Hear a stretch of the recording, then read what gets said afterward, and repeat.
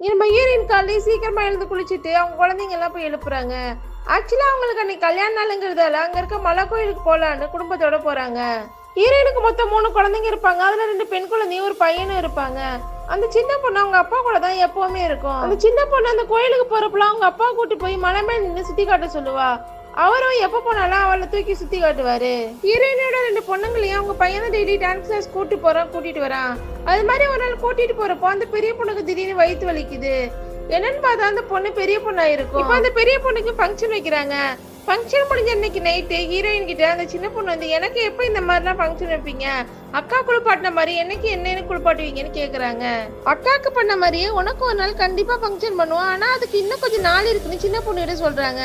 அதுக்கப்புறம் பெரிய பொண்ணுக்கு நிறைய அட்வைஸ் கொடுக்குறாங்க. இனிமே நீ சின்ன குழந்தைல நீ ஒரு பொம்பளை மாதிரி நடந்துக்கணும்னு சொல்றாங்க. டான்ஸ் கிளாஸ் முடிச்சுட்டு அந்த சின்ன பொண்ணு அவங்க அண்ணனுக்காக வெயிட் பண்ணிட்டு இருக்கா. அப்போ ஒரு ஒயிட் கலர் அண்ணன் யாரோ 2 பேர் வந்து அந்த பொண்ணை தூக்கிட்டு போறாங்க.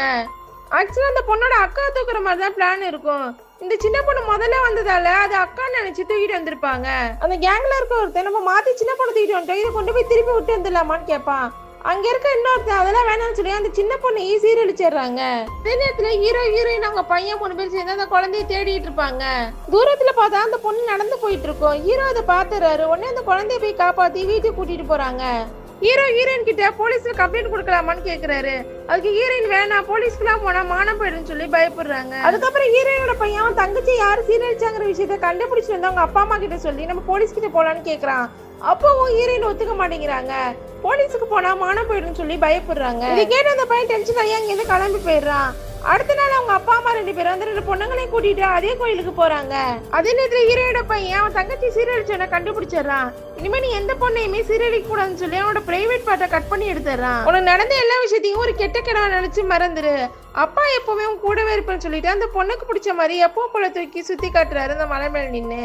ஹீரோ அவரோட சின்ன பொண்ணும் சுத்தி கீழே இறங்கி வராங்க. இப்ப ஹீரோயின் மறுபடியும் அந்த சின்ன பொண்ணை கூட்டிட்டு மலை மேல போறாங்க.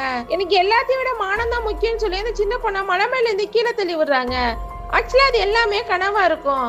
அவங்க மலை மேல தள்ளி விட நினைச்சிருப்பாங்க, ஆனா மலை மேல தள்ளி விட்டுருக்க மாட்டாங்க. மானம் மரியாதை கௌரவங்கிறத விட தன்னோட பொண்ணோட வாழ்க்கை தான் முக்கியங்கிறத அவங்க புரிஞ்சுக்கிறாங்க. இந்த உலகத்துக்கு முன்னாடியே அவளை நல்லபடியா சந்தோஷமா வாழ வைப்பேன்னு அவங்களுக்கு அவங்களே சத்தியம் பண்ணிக்கிறாங்க. இத பத்தி நீங்க என்ன நினைக்கிறீங்கன்னு ஒரு கமெண்ட் பண்ணிட்டு போங்க.